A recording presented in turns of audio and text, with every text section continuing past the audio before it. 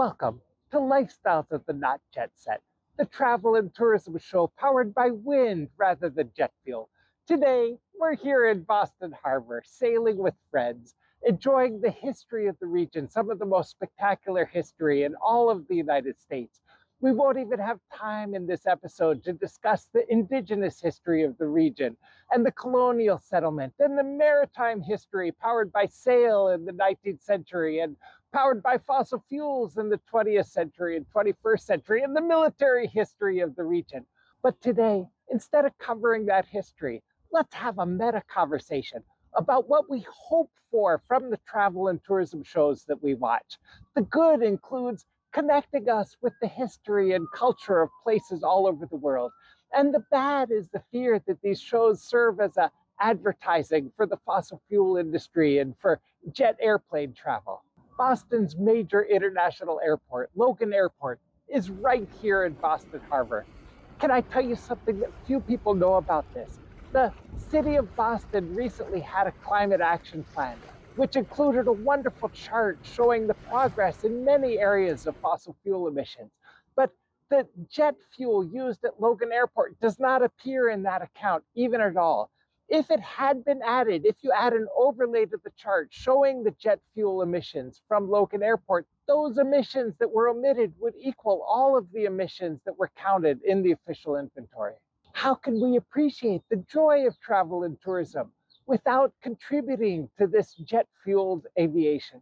For just a moment, we contemplate giving up all of that cross-cultural connection, but that would be a terrible idea. No, instead, let's contemplate a vision of slower travel that has three key parts that contribute to a sustainable way of engaging with the world and getting the good out of it that we hope for from our travels.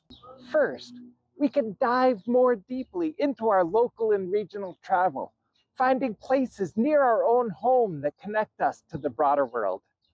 Second, we can choose greener transportation modes, trains over airplanes, bicycles over cars. On the ocean, for example, wind power over fossil fuel.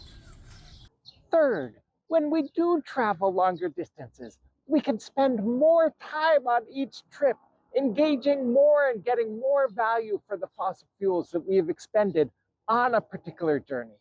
One thing I've discovered through sailing here on Boston Harbor is that one doesn't need to travel all that far in order to enjoy the experience of almost going to a distant land. This morning, I biked from my home in an inner suburb of Boston to the Boston Sailing Center, where there's moorings with sailboats that you can take out onto the harbor.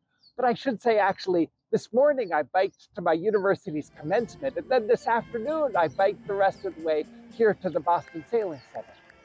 Some hobbies can be like discovering a new layer on the map of places that you already thought you knew. You could think of a traditional automobile map and think of all your favorite places for travel and tourism in your own region.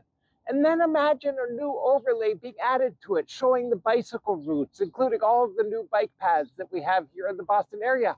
And it gives you a whole new list of destinations to go to. And then even more than that, imagine adding a maritime layer, sort of a layer of all the different places that a person can sail to. And all of a sudden you see things just a few miles from your own home that you had never imagined that were there. And it's almost like traveling to another planet. Environmentally sustainable travel doesn't take us further from the experience of good travel and tourism. Quite the contrary. It brings us closer by giving us a sense of connection to the people who live in particular places. This summer, on this YouTube series, there's going to be new episodes of Travel Longer Distances. We're going to be exploring each of the three parts of what sustainable travel can be.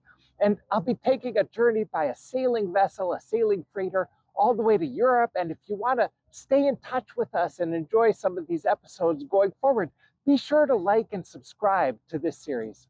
I wish upon you, dear viewer, the great good experience, not of austerity or the absence of travel, but instead finding close to your own home a new layer of your own local map, guiding you toward your own spectacular ethical travel experience of the world around you, bringing you great joy.